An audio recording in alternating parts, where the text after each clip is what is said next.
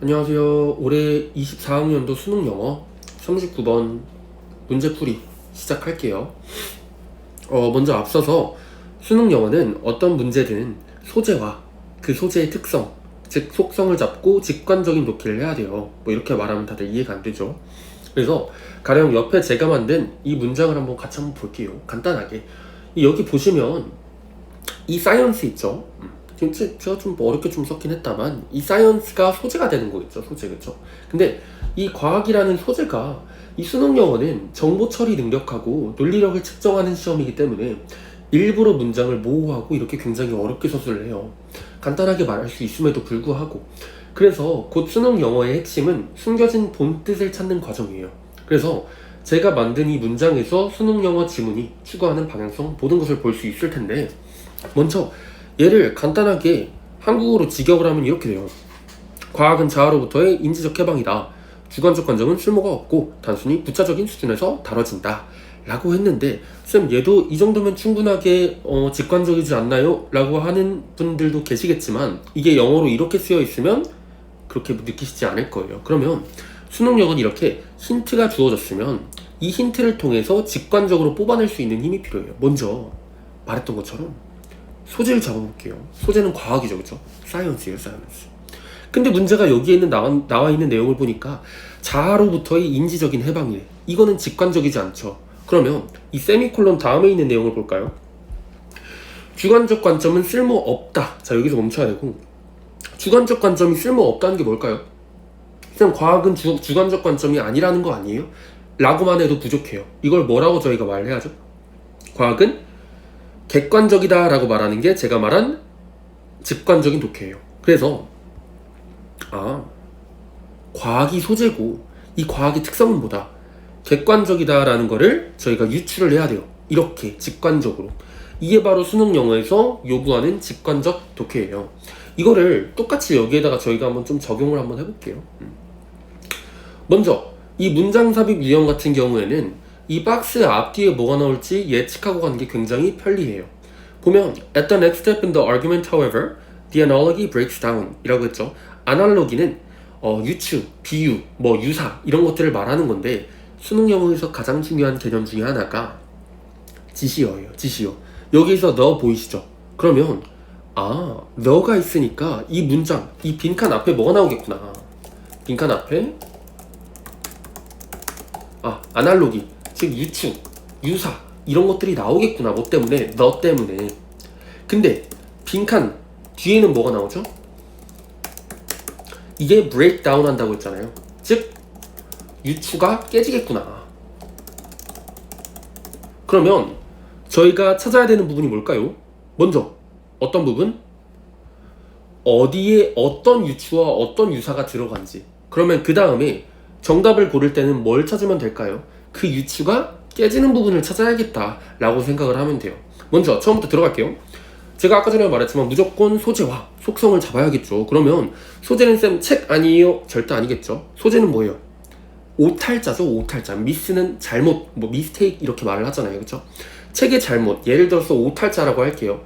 책에 오탈자가 있는데 얘는 usually have a negative impact on the content. 여기서도 지시어 나왔죠. 이 지시어 너는 당연히 뭘까요? 책이겠죠. 이 책의 내용에 부정적인 영향을 준다. 여기서 팁. 수능 영어는 무조건 플러스하고 마이너스가 있으면 여기다가 치면 안 돼요.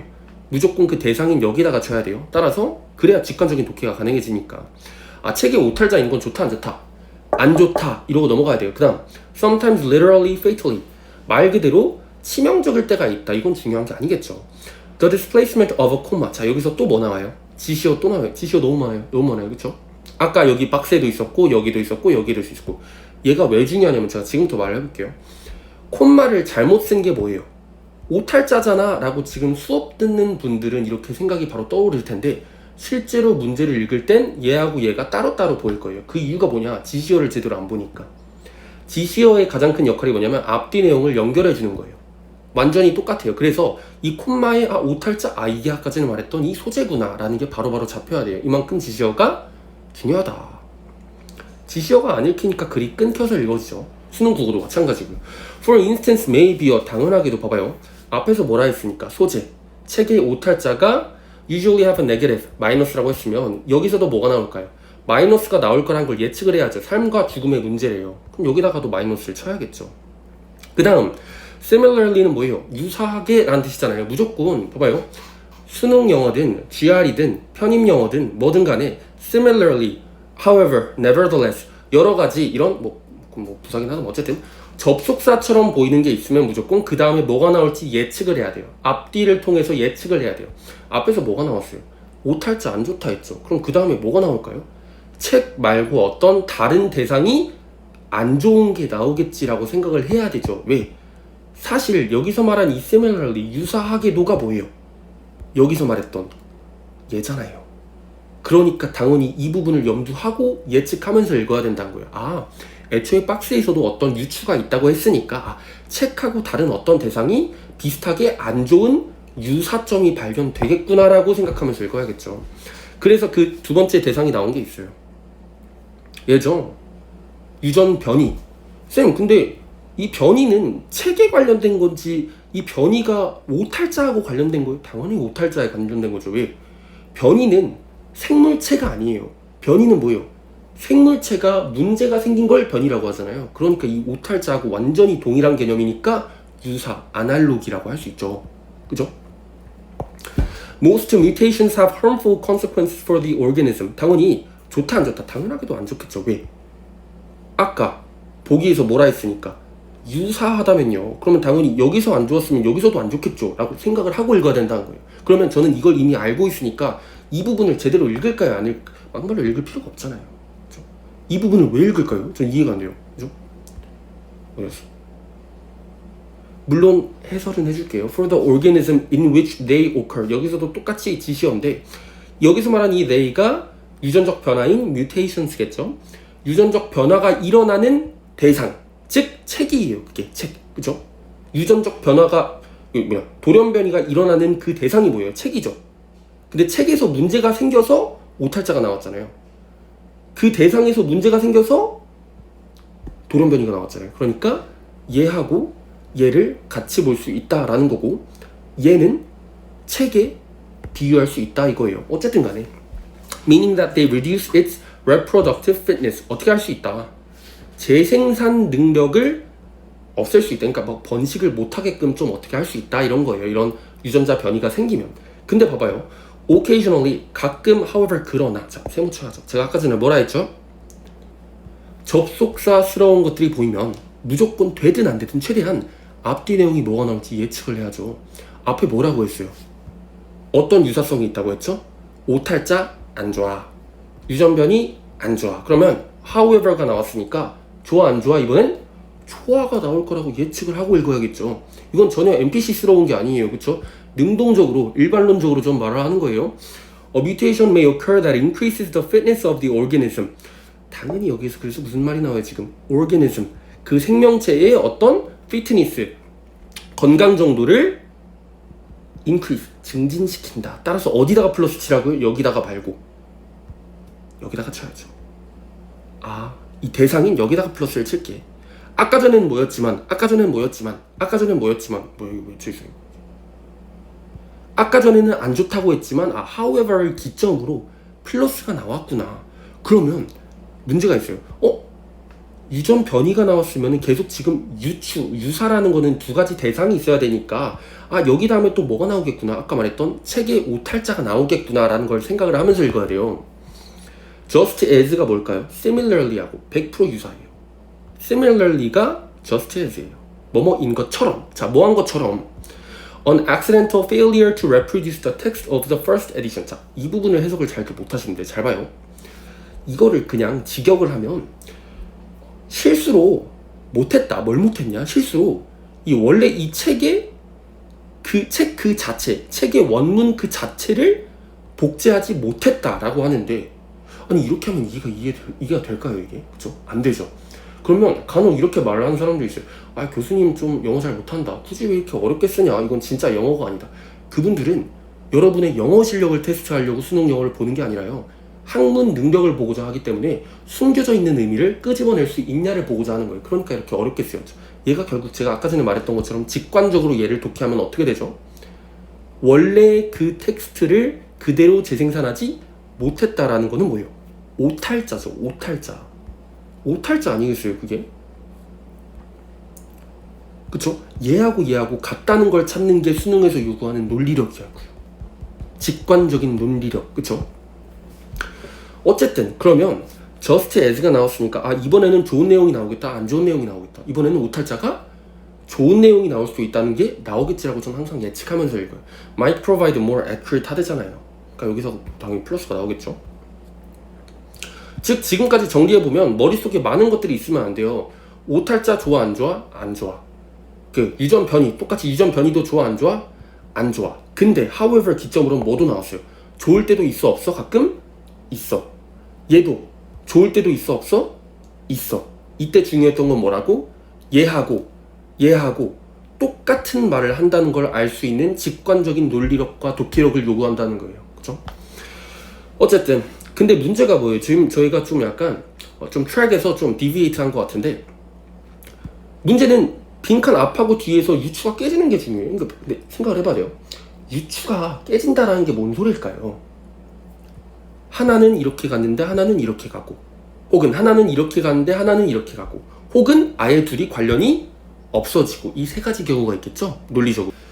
일단 여기에서 자 여기 문장이 나오죠. A favorable mutation is going to be more heavily represented in the next generation.